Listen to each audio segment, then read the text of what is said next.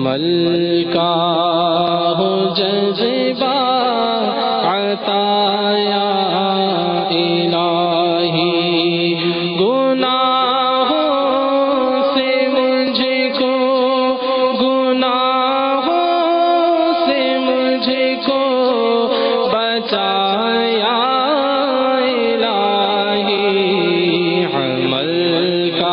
ماہ رمضان کے روزوں کے فضائل سے متعلق ہے۔ یقیناً روزے رکھنے کا بڑا ثواب ہے، لیکن کچھ ایسے محروم لوگ بھی ہیں جو یہ ثواب کا موقع گنوا دیتے ہیں اور ثواب سے محروم ہو جاتے ہیں اور فرض روزے تک نہیں رکھتے، اور ایک بڑی تعداد ہے جو فرض روزوں سے محروم ہے۔ جس طرح مسلمان نمازوں سے محروم رہتے ہیں، اسی طرح ان کا روزوں سے محروم رہنا یہ بڑی بدبختی کی بات ہے، کیونکہ یہ ایک فرض عبادت ہے، اور فرض عبادت کو جان بوجھ کر بلا عذر چھوڑنا یہ حرام کبیرہ گناہ ہے، جہنم میں لے جانے والا کام ہے۔ اس لیے مسلمان کو چاہیے کہ وہ ہر فرض عبادت کی حفاظت کرے۔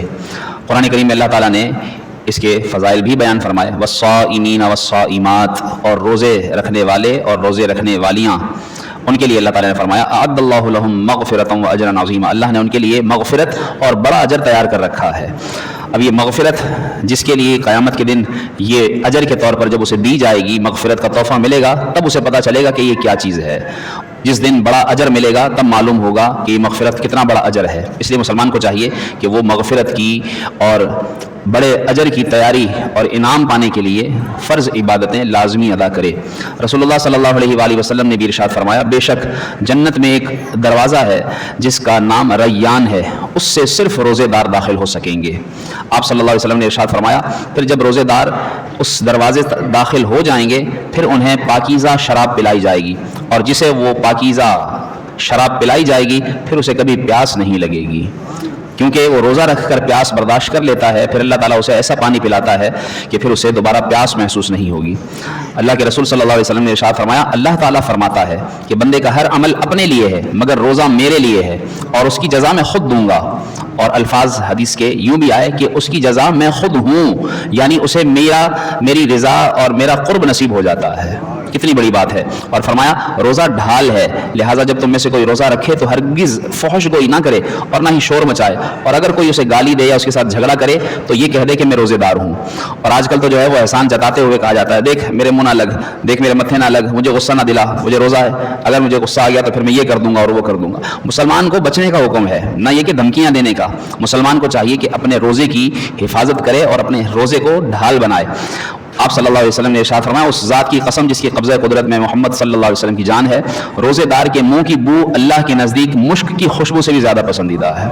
روزے دار کو دو خوشیاں حاصل ہوتی ہیں، پہلی جب وہ افطاری کرتا ہے، دوسری جب وہ اپنے رب عز و جل سے ملاقات کرے گا تو اس روزے پر وہ خوش ہوگا۔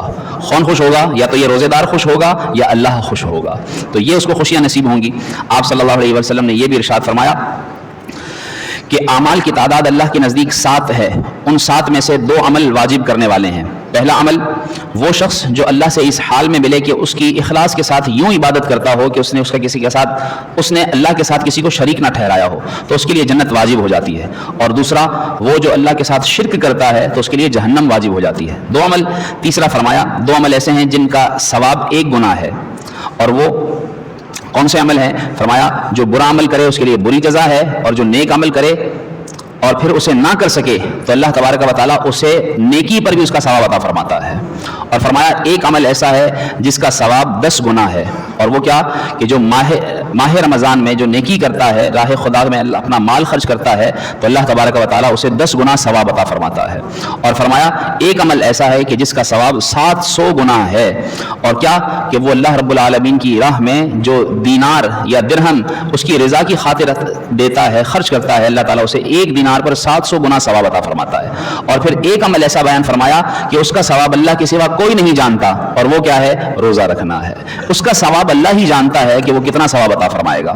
سیدنا امامہ رضی اللہ تعالیٰ عنہ کے بارے میں آتا ہے، آپ صلی اللہ علیہ وسلم سے پوچھا، یا رسول اللہ صلی اللہ علیہ وسلم مجھے کوئی عمل بتائیے۔ 3 مرتبہ پوچھا، تینوں بار فرمایا روزے رکھا کرو، روزے رکھا کرو، روزے رکھا کرو، اس جیسا کچھ عام نہیں۔ حتیٰ کہ راوی کہتے ہیں کہ حضرت سیدنا امامہ نے پھر کیسا عمل کیا؟ کہتے ہیں ان کے گھر میں کوئی مہمان آتا تھا تو گھر سے دھواں اٹھتا تھا، ورنہ وہ سارا سال ہی روزہ رکھا کرتے تھے۔ کیسے صحابہ تھے، کیسا عمل کیا کرتے تھے کہ فرض روزے ہم سے نہیں رکھے چلے جاتے اور یہ نوافل روزے رکھا کرتے تھے. کاش کہ ہمیں بھی ایسا جذبہ نصیب ہو. اس میں فائدہ بھی ہے مسلمان کا. ایک تو فرض عمل کی تعمیل ہے, تکمیل ہے, ساتھ ہی آپ صلی اللہ علیہ وسلم نے فرمایا روزے رکھا کرو تندرست ہو جاؤ گے. آج لوگوں کو بیماریاں ہیں, پریشانیاں ہیں, تو اس طرح روزے رکھنے سے بیماریاں بھی ختم ہوتی ہیں. اور فرمایا ہر چیز کی زکوٰۃ ہے اور جسم کی زکوٰۃ روزہ ہے. یہاں تک فرمایا کہ روزہ آدھا صبر ہے. ایک پورا صبر انسان پوری زندگی میں ہر عمل پر صبر کرے, ہر مصیبت پر صبر کرے, لیکن صرف اور صرف اس پورے صبر کے مقابلے میں روزہ آدھا صبر قرار دیا گیا ہے. یعنی آدھا صبر تو انسان کو روزے سے ہی آ جاتا ہے. کتنی بڑی بات ہے, صبر جس کو آ جائے, ان اللہ مع الصابرین, اللہ تعالیٰ صبر والوں کے ساتھ ہے. آپ صلی اللہ علیہ وسلم نے ارشاد فرمایا روزے اور قیامت, روزے اور قرآن قیامت کے دن بندے کے لیے شفاعت کریں گے. روزہ کہے گا یا اللہ میں نے اسے کھانے پینے سے, خواہشات پوری کرنے سے روکا, لہٰذا میری شفاعت اس کے حق میں قبول فرما. قرآن کہے گا میں نے اسے رات جلدی سونے نہیں دیا, یہ میری تلاوت کرتا تھا, اس کے حق میں میری شفاعت قبول فرما.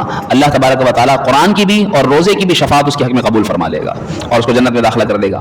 آپ صلی اللہ علیہ وسلم نے ارشاد فرمایا جو اللہ کی رضا کے لیے ایک روزہ رکھتا ہے اللہ اسے جہنم سے اتنا دور کر دیتا ہے جتنا فاصلہ ایک کوا بچپن سے بوڑھا ہو کر مرنے تک مسلسل اڑتے ہوئے طے کر سکتا ہے. فرمایا کتنا سفر ہے؟ فرمایا کوے کی عمر 500 سال تک ہو سکتی ہے. یعنی 500 سال تک وہ جتنا اڑتا ہے اتنا راستہ طے کرتا ہے. روزے دار کو اللہ رب العالمین جہنم سے اتنی دور کر دیتا ہے.